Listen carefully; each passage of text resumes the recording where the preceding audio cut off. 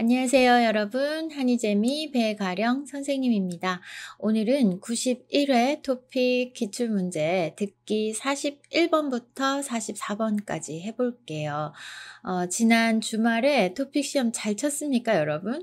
일요일에 라이브 했었는데 그거 못 본 친구들 좀 많죠? 영상 못 찾겠다라는 댓글도 있는데 토픽 문제가 공개가 되지 않기 때문에 그 영상을 저희가 올릴 수가 없어요. 그래서 라이브 끝나고 바로 내렸습니다. 자, 41번부터 44번까지 듣기 쭉 한번 해보고 그리고 선생님 풀이 들어볼게요. 여러분 이어서 풀어야 합니다. 들은 내용과 같은 거 요거 42번 먼저 푸는 거 기억하세요. 자, 그럼 듣기 나갑니다.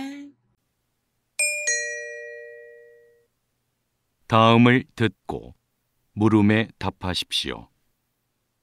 2번 읽겠습니다. 제조업체들이 서비스업을 병행하며 사업 영역을 확장해 나가고 있습니다. 즉, 고객에게 직접 서비스를 제공하면서 변화를 도모하고 있는 건데요. 선박 엔진을 생산하는 한 업체를 예로 들어볼까요? 조선업계 경기가 살아나면서 엔진 판매가 활발해졌는데요. 이 업체는 엔진 판매와 함께 엔진 상태를 실시간으로 점검해주는 서비스 사업도 하고 있습니다. 서비스 시스템 구축에 많은 비용이 들어갔지만 이 서비스가 부품 판매와 수리 작업으로 이어져 안정적인 수입원이 되고 있죠. 이러한 방식을 통해 제조업이 한 단계 진화하고 있습니다. 다시 들으십시오. 제조업체들이 서비스업을 병행하며 사업 영역을 확장해 나가고 있습니다. 즉, 고객에게 직접 서비스를 제공하면서 변화를 도모하고 있는 건데요. 선박 엔진을 생산하는 한 업체를 예로 들어볼까요? 조선업계 경기가 살아나면서 엔진 판매가 활발해졌는데요. 이 업체는 엔진 판매와 함께 엔진 상태를 실시간으로 점검해주는 서비스 사업도 하고 있습니다.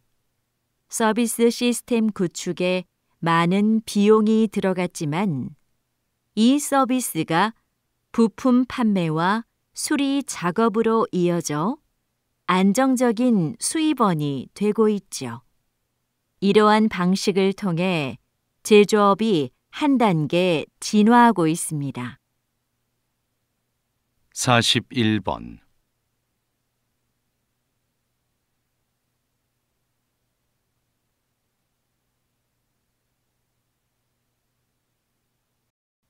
42번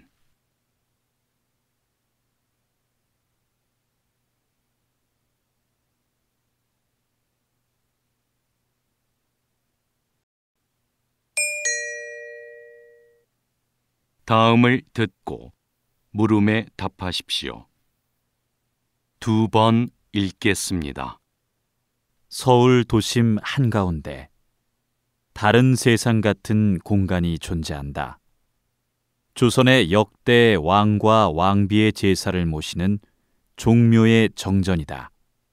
낮은 담장을 지나 정전을 정면으로 마주한 순간 크기와 위험에 압도된다. 그중 단연 눈에 띄는 것은 지붕이다. 가로 길이만 101m다. 수평선처럼 일직선으로 길게 뻗은 지붕은 마치 바닥까지 덮을 듯 아래로 내려와 있다. 좌우가 완벽하게 대칭을 이룬 모습에 감탄이 절로 나온다. 지붕 아래엔 화려한 색깔 하나 없는 단아한 기둥들이 절묘한 균형을 이루며 줄지어 서 있다. 이렇듯 종묘 정전은 제사를 드리는 엄숙한 곳답게 절제된 아름다움으로 신성하고 장엄한 분위기를 자아낸다. 다시 들으십시오. 서울 도심 한가운데 다른 세상 같은 공간이 존재한다. 조선의 역대 왕과 왕비의 제사를 모시는 종묘의 정전이다. 낮은 담장을 지나 정전을 정면으로 마주한 순간 크기와 위험에 압도된다. 그중 단연 눈에 띄는 것은 지붕이다. 가로 길이만 101m다. 수평선처럼 일직선으로 길게 뻗은 지붕은 마치 바닥까지 덮을 듯 아래로 내려와 있다. 좌우가 완벽하게 대칭을 이룬 모습에 감탄이 절로 나온다. 지붕 아래엔 화려한 색깔 하나 없는 단아한 기둥들이 절묘한 균형을 이루며 줄지어 서 있다. 이렇듯 종묘 정전은 제사를 드리는 엄숙한 곳답게 절제된 아름다움으로 신성하고 장엄한 분위기를 자아낸다. 43번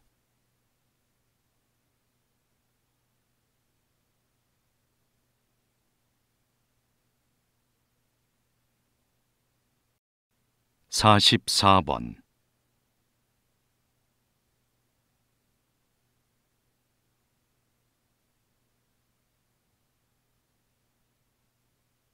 네, 잘 풀어봤어요? 한번 보겠습니다.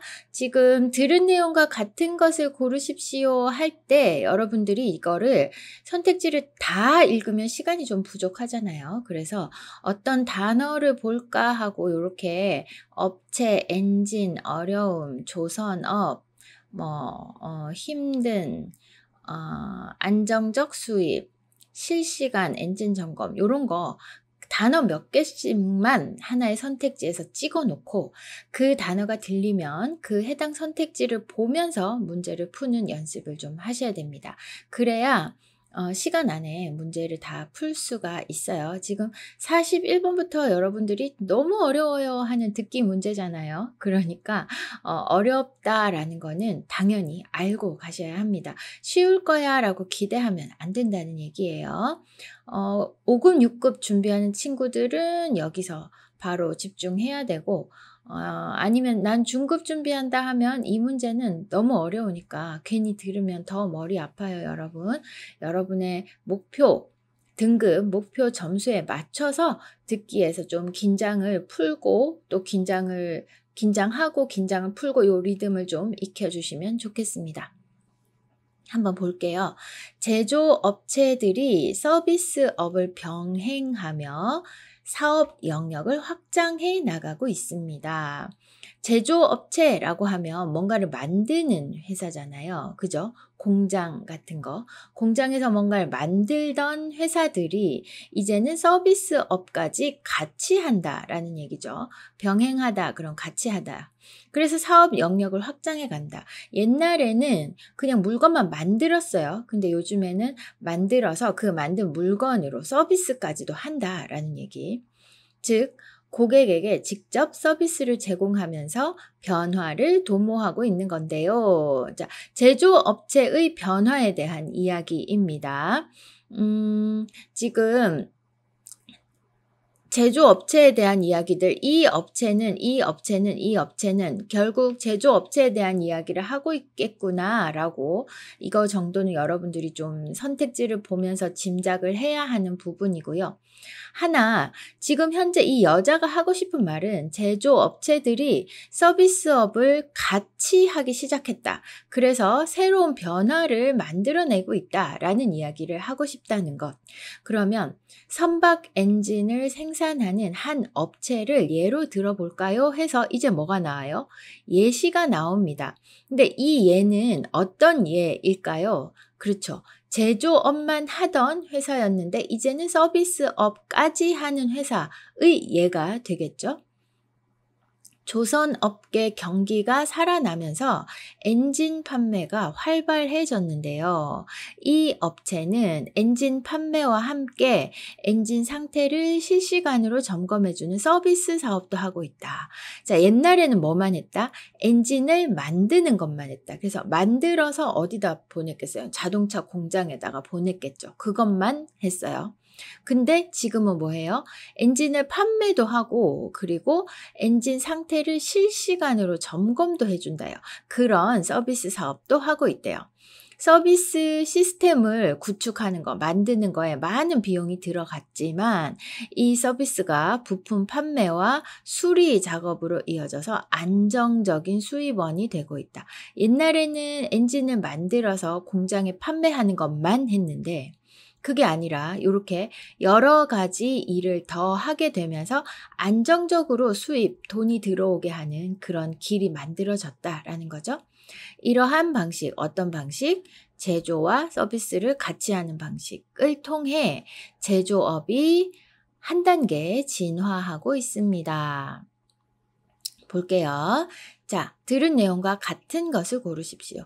이 업체는 엔진 판매에 어려움을 겪고 있다? 아니에요. 그런 얘기 안 했어요. 지금 오히려 안정적으로 판매도 잘 되고 있다라고 얘기했죠. 조선업이 경제적으로 힘든 상황에 놓여 있다. 조선업계 경기가 살아났다. 그러니까 더 잘 되고 있는 거예요.